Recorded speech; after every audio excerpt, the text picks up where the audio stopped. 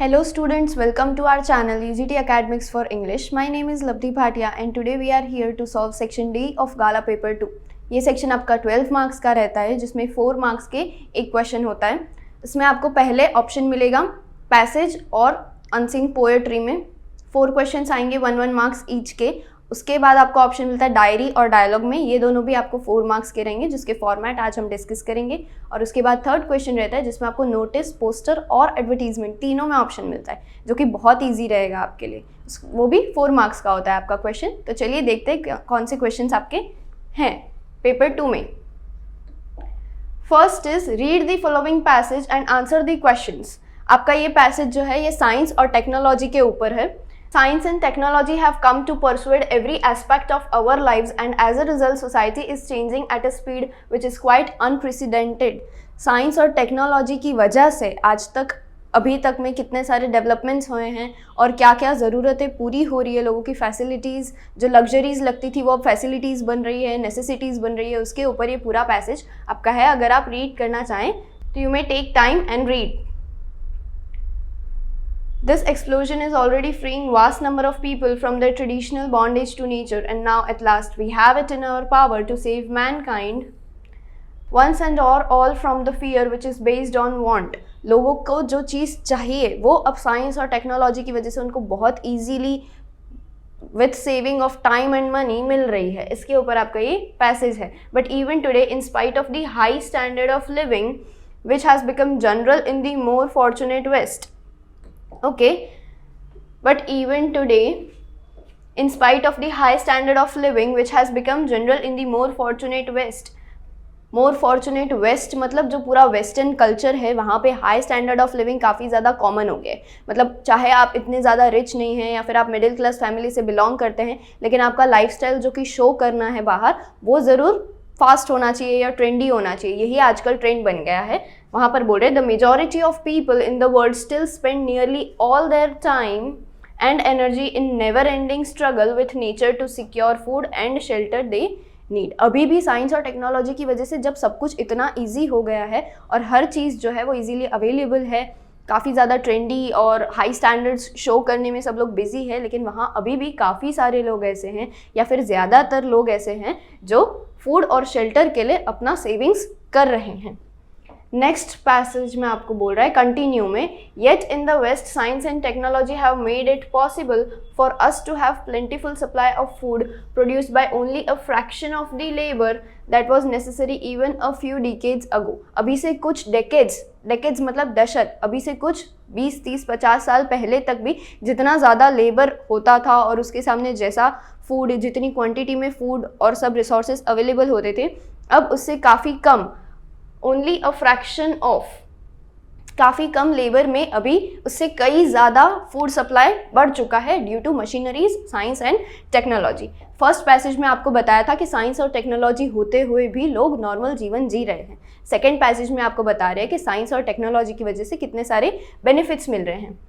In the United states for instance मतलब अब यहाँ पर आपको एक एग्जाम्पल दिया है यूनाइटेड स्टेट्स में कि वहाँ पर किस तरह से फूड ग्रो हो रहा था. We have considerably extended our expectation of life. We have enriched our lives by creating physical mobility through the motor car, jet, aeroplane and other means of mechanical transport. And we have added to our intellectual mobility by the telephone, radio and television. इसके सहारे हमारा communicative mobility भी काफ़ी ज़्यादा बढ़ा है और अच्छी ट्रांसपोर्टेशन की वजह से हमारा फिजिकल मोबिलिटी भी काफ़ी इम्प्रूव हुआ है. Not content with these advances, content का मतलब होता है हैप्पी, एडवांसेस का मतलब है ये जो टेक्नोलॉजी डेवलपमेंट हुआ है ये. अगर तो सिनोनिम आते हैं तब आपको काफ़ी ज़्यादा हेल्पफुल रहेगा. We are now thrusting forward to the stars and conquest of space. 2D stars and conquest of space मतलब स्पेस और स्टार्स जो कि एस्ट्रॉइड्स, मीटेरॉइड्स जिसको बोला जाता है, ये एक फ्रेज यहाँ पर यूज़ किया है कि अब हम दुनिया के बाहर पूरे ब्रह्मांड पे जीत हासिल कर लेंगे विथ साइंस एंड टेक्नोलॉजी. क्यों? क्योंकि अब out of the space, out of the world जाना भी पॉसिबल हो गया है due to rocket science. These are the questions. In what respect is the West fortunate according to the author? Author हमको नहीं पता है लेकिन किसी ने तो वो चीज़ लिखी होगी, तब हमको बोल रहे हैं कि जिसने भी वो पैसेज लिखा है उसके अकॉर्डिंग वेस्ट जो है वेस्टर्न कल्चर वो फॉर्चुनेट कैसे है और क्यों है, इसका आंसर हम देंगे फर्स्ट पैसेज में से.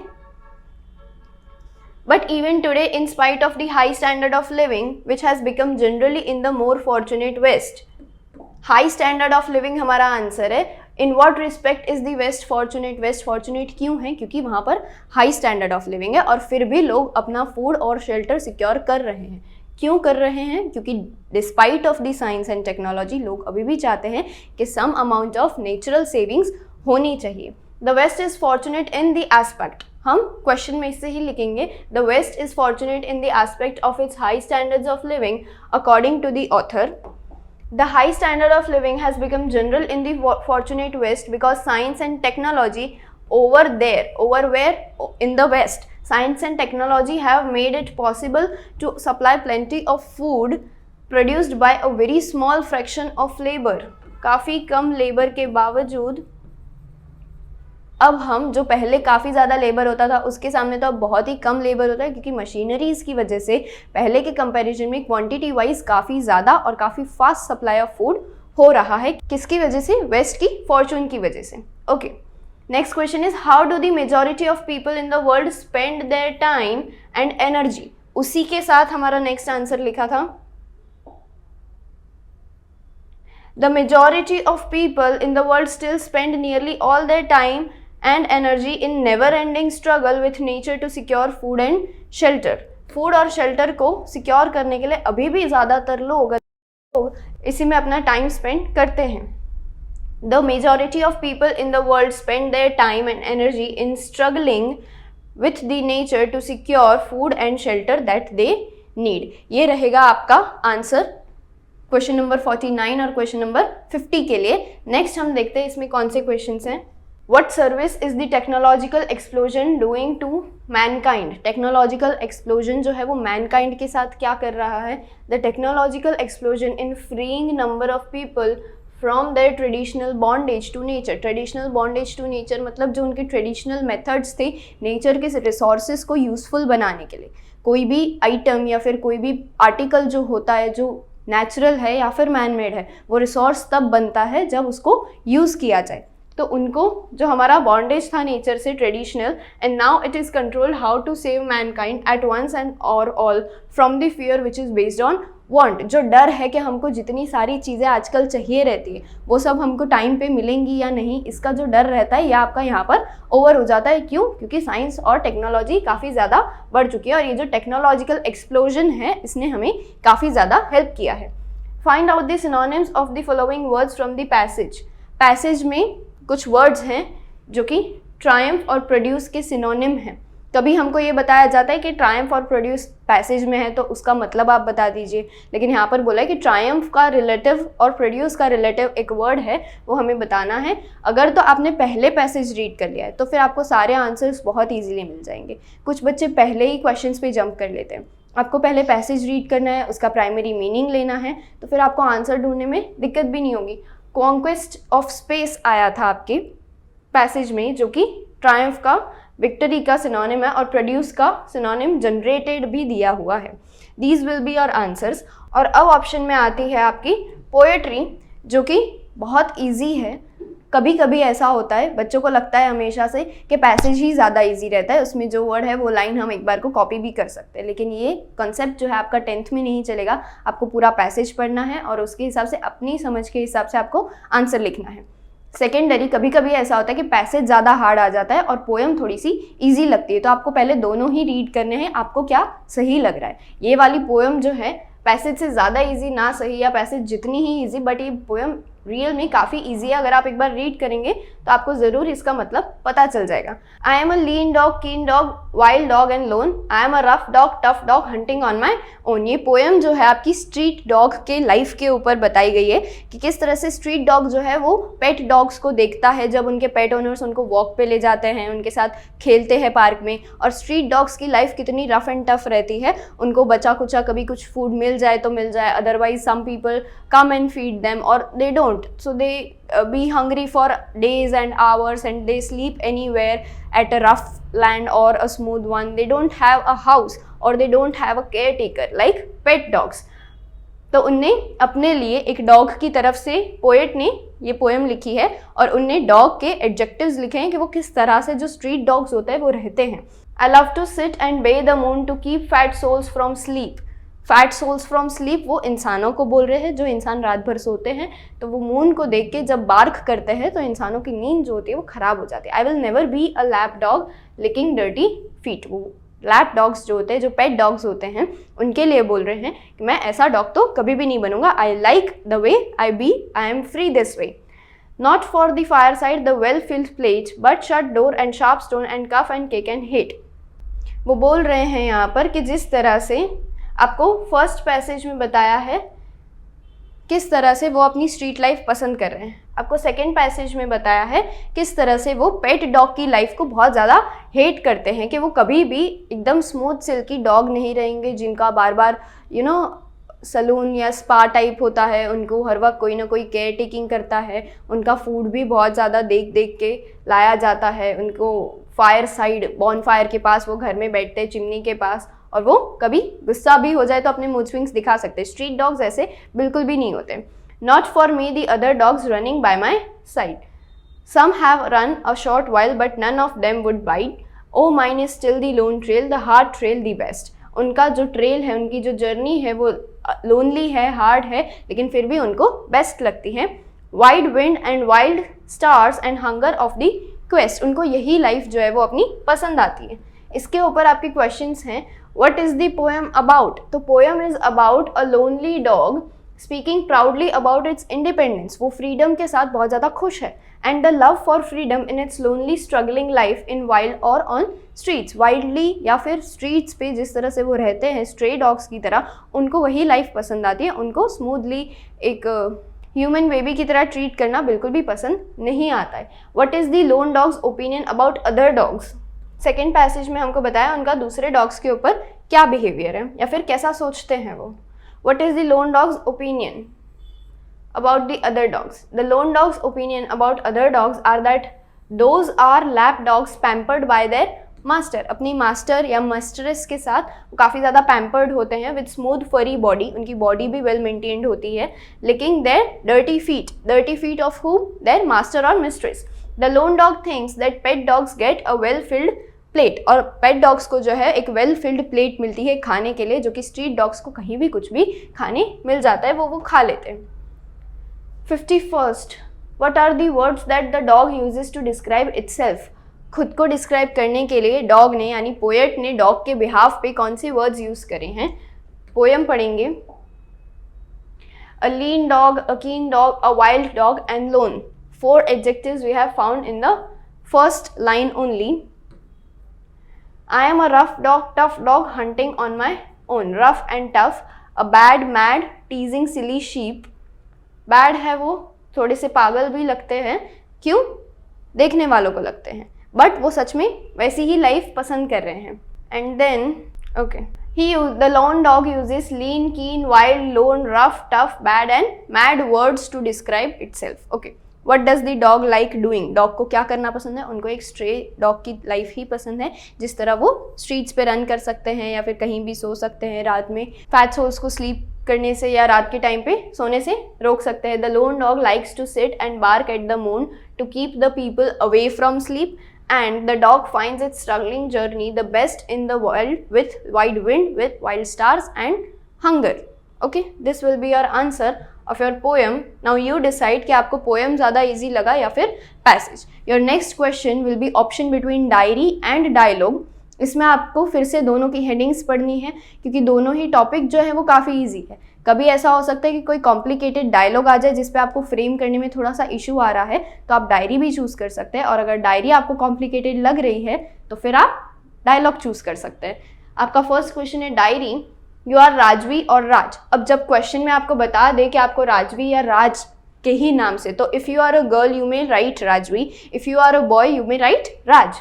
आपको कोई एक ही नाम लिखना है। मैंने यहाँ पर दोनों लिखे, लेकिन आपको कोई एक ही इंसान के नाम लिखना है। Unfortunately you lost your most precious thing. अब डायरी में ये आपका टॉपिक जो है वो आपके यहाँ पर फॉर्मेट में नहीं आता है, लेकिन अगर आप चाहें तो जस्ट इन वन वर्ड आप लिख सकते हैं। यहाँ पर आप इस तरह से जो है वन वर्ड में आपका टॉपिक लिख सकते हैं आपका पेन डिस्क्राइब करने के लिए, जस्ट इन वन लाइन अगर आप चाहें तो, otherwise this is not in your format. Right a diary entry expressing your feelings about the same. और इसी चीज़ के ऊपर आपकी एक बहुत इंपॉर्टेंट चीज़ जो कि आपके लिए काफ़ी ज़्यादा वैल्यूएबल थी वो खो चुकी है, इस पर आपको डायरी राइटिंग करनी है। Your format will be, first आपको डेट लिखनी रहेगी और डे। अगर आपको श्योर नहीं है आप एग्ज़ाम वाले दिन की भी डेट लिख सकते हैं ताकि आपको डे में कन्फ्यूजन ना हो। अगर आपको डे नहीं पता है तो आप ऐसे किसी दिन का लिखिए जो डायरी है वो, जो आपको डे के साथ श्योरिटी दिला सके। सैटरडे फ्राइडे जो भी आपको साथ में लिखना है। एंड नेक्स्ट लाइन में आपको रात का टाइम लिखना है। क्यों? Because most of the people write their diary after the evening time before they go to bed.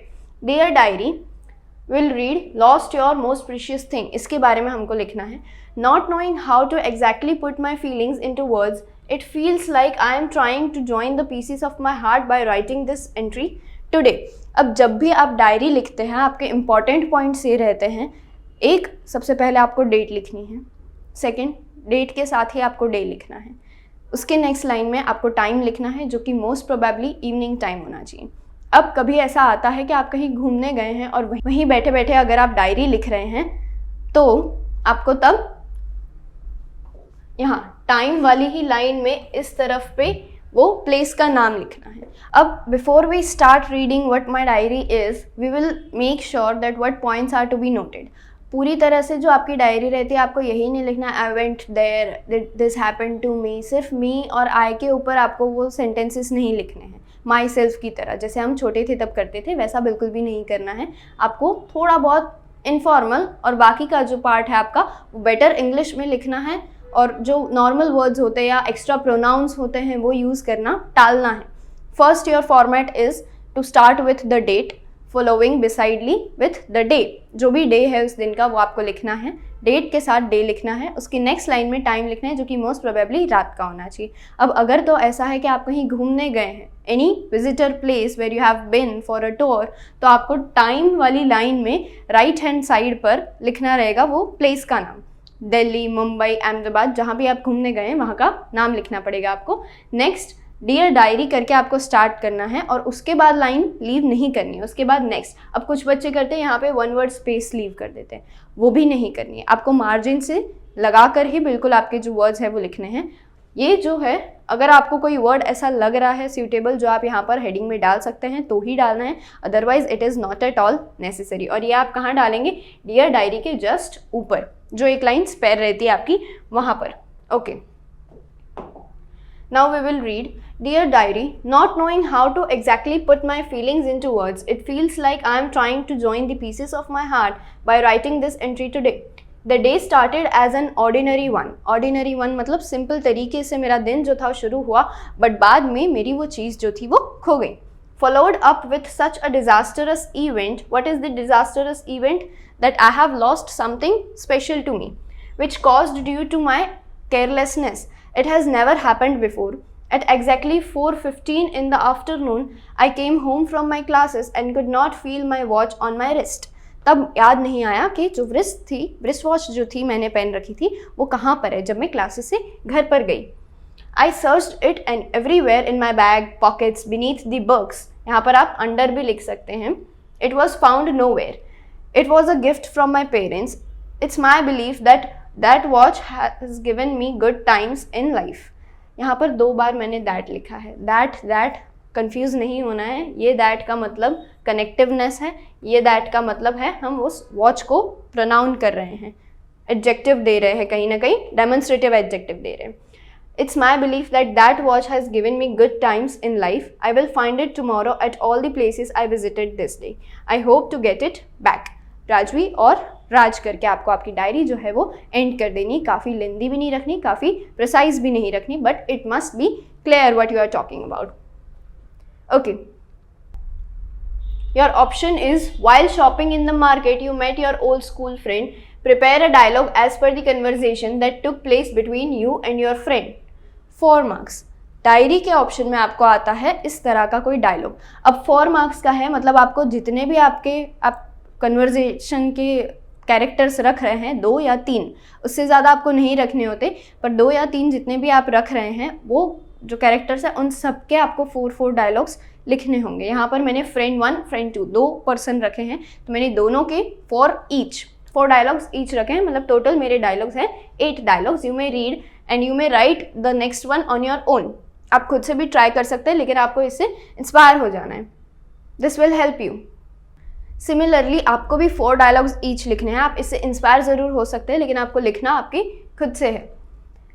Friend 1 says, hey buddy, such a long time since we met. Yes, it had been really a long time. How are you doing? और what is up with you करके आपको वो पूछना है। दोनों एक दूसरे को ग्रीट कर रहे हैं। अब कुछ डायलॉग्स ऐसे होते हैं जहाँ पर ग्रीटिंग की कोई ज़रूरत नहीं होती है, तो आपको ग्रीटिंग के साथ ही उसी डायलॉग में नेक्स्ट चीज़ लिख देनी है। ग्रीटिंग या फिर एंडिंग का जो बाय होता है, बिडवेल होता है, वो इतना भी बड़ा आपको नहीं रखना है कि सिर्फ उतना ही, वो सिर्फ बाय या हाय में ही आपका पूरा एक डायलॉग वेस्ट हो जाए।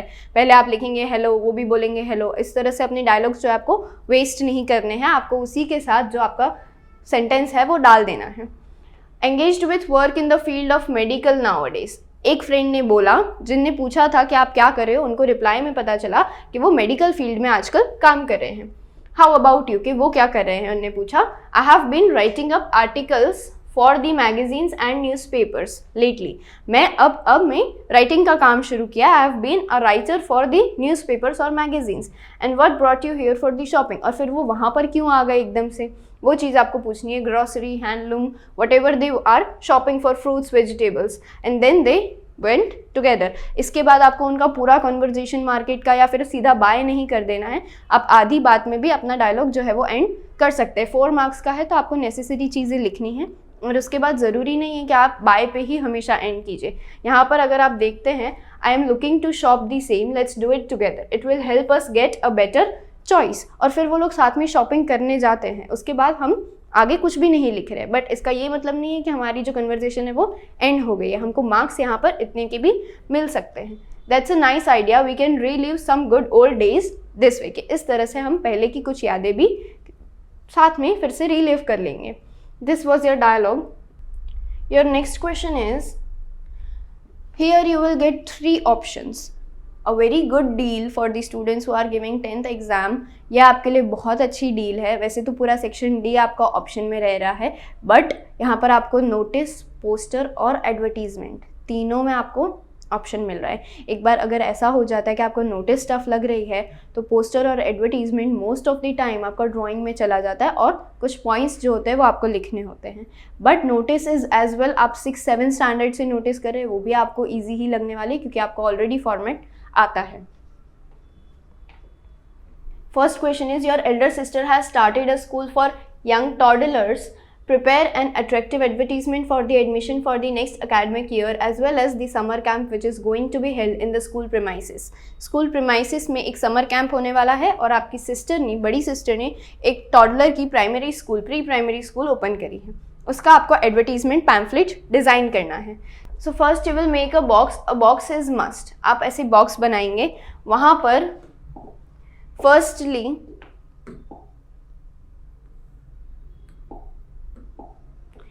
फर्स्टली क्योंकि एडमिशन का है, तो यहाँ पर आप बॉक्स बना के एडमिशन डालेंगे। कौन से ईयर का है आप वो मेंशन करेंगे। 25 के लिए है, 2024 के लिए है। ओके, मोस्टली आपको नेक्स्ट ईयर ही लिखना होगा। Then you have to write a good attractive label for your advertisement, जिसमें आपका स्कूल का नाम नहीं आ रहा है, बट क्या चीज़ है जिसकी आप एडवर्टीजमेंट कर रहे हैं, हेडिंग बोल सकते हैं आप इसको, ये आपको सबसे पहले दे देनी है। उसके बाद आपको एक बॉक्स में या फिर अच्छे से हाईलाइट करके उनकी स्कूल का नाम और साइड में एरिया लिखना है।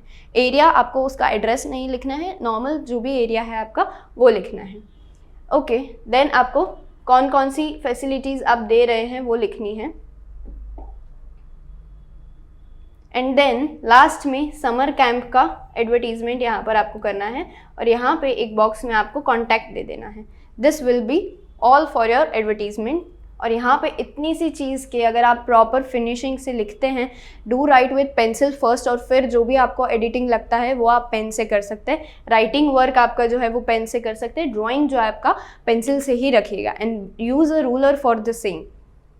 Then you will get full marks. और अगर आप ऐसी छोटी छोटी डिटेलिंग्स देते हैं यहाँ पर इस तरह से, आप बुक्स बना लेंगे, अगर स्कूल एडमिशन है तो कोई म्यूज़िक क्लास है तो म्यूज़िक बना लेंगे, डांस क्लास है तो कोई स्टूडेंट्स का डांसिंग का बना सकते हैं, अगर स्पोर्ट्स एकेडमी के लिए बना रहे हैं तो आप बॉल, बैट, बैडमिंटन, रैकेट ये सब बना सकते हैं। ओके, तो इस तरह से ऐसी डिटेलिंग से आपको काफ़ी ज़्यादा और अच्छे मार्क्स मिल सकते हैं। जो 0.5 या 1 मार्क लैंग्वेज डिडक्शन के हैं या फिर डिज़ाइनिंग डिडक्शन के लगेंगे, वो नहीं कट होंगे आपके। Next, if we see your school has done some changes in the uniform pattern as well as the school timings, prepare a notice for the school display board providing necessary details। जैसे कि आप जानते हैं हर school जो है वो कभी ना कभी 3, 4, 5 साल में एक बार अपनी यूनिफॉर्म जो है वो चेंज करती है। तो ऐसे ही आपको आपकी स्कूल के लिए ऐसा लिखना है। आप कोई भी स्कूल का नाम दे सकते हैं, आप आपकी खुद की स्कूल का भी नाम दे सकते हैं। अगर तो हेडिंग में नहीं दिया है, मोस्ट ऑफ द टाइम आपको दिया रहता है, अगर नहीं दिया है तो आप कोई भी स्कूल का नाम डाल सकते हैं। फिर बिना लाइन छोड़े आपको नोटिस लिखना है, which shall be all in the capital letters, but अगर आप फर्स्ट लेटर कैपिटल रखते हैं तब भी चलता है। Your writing must be very clear and this box is very much necessary for notice.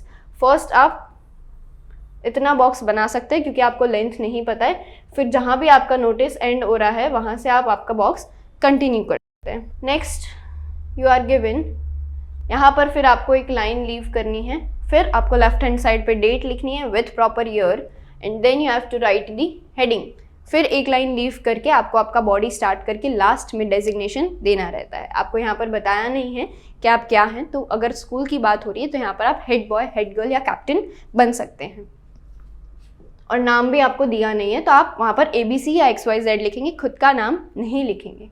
All the students hereby are informed that the school will adapt some changes in the dressing pattern of your uniforms from the new academic year of 2025 to 2026। जो new year होने वाला है, अब क्योंकि आपके board exams मार्च में होंगे तो ये नोटिस की प्रॉपर डेट फरवरी मार्च ही रहेगी।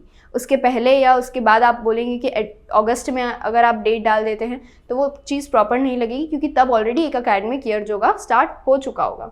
Students will have to wear specially designed attires for the day of their laboratory and art schedules।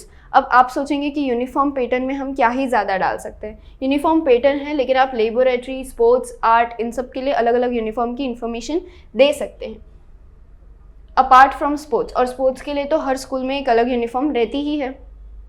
Therefore students will get a variant in their school uniform। इस चीज़ के पीछे school का क्या motive है कि बच्चों को वैरायटी मिलेगी स्कूल यूनिफॉर्म में विथ 4 डिफरेंट अटायर्स। एक जो नॉर्मल रहता है और उसके अलावा 3 दिए गए हैं आर्ट, लेबोरेटरी एंड स्पोर्ट्स के लिए। For various days the new academic session will occupy the early morning time of students for their learning। The 5-hour schedule of school will be updated with a 6-hour। हमको बोला है as well as school timings, हमको timings में भी change आया है वो बताना है। तो हम लिखेंगे कि जो 5 आवर था वो अब 6 आवर का हो गया है in the coming session with more activity periods and 5-day weeks. हमने टाइम बढ़ा करके, जो सैटरडे संडे में कभी कभी सैटरडे ऑफ होता था उसके बदले हर सैटरडे ऑफ दे दिया है, और पीरियड्स जो थे डेली पीरियड्स वो हमने इंक्रीज कर दिए हैं। टाइम लिमिट बढ़ाकर दिन जो है वो कम कर दिए हैं। वो आपको टाइम टेबल नेक्स्ट ईयर ही मिलेगा। Head boy and head girl XYZ आपको एनी वन लिखना रहता है। This will be all and you will get clear 4 marks for this. If you write very much clear, you won't even lose half marks for this. Last option is, you are the member of fitness club of your school. Prepare an attractive poster on importance of yoga. आप fitness club के member है लेकिन आपको ये चीज़ कहीं mention नहीं करनी है, आपको बस एक पोस्टर डिज़ाइन करना है। अगेन इसमें आप ड्राइंग्स कर सकते हैं तो बहुत अच्छी बात है। आपको आपकी स्कूल का नाम लिखना है, आपकी सिटी का नाम लिखना है, आपको हेडिंग देनी है और फिर उसके इम्पॉर्टेंस लिखने हैं।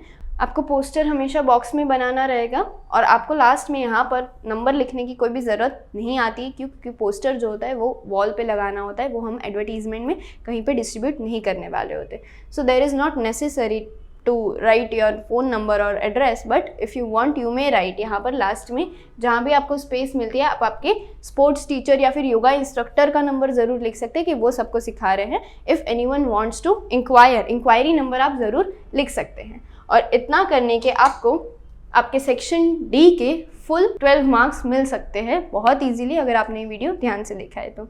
All the best for your board exams. कोई भी डाउट है तो आप कमेंट सेक्शन में ज़रूर पूछ सकते हैं।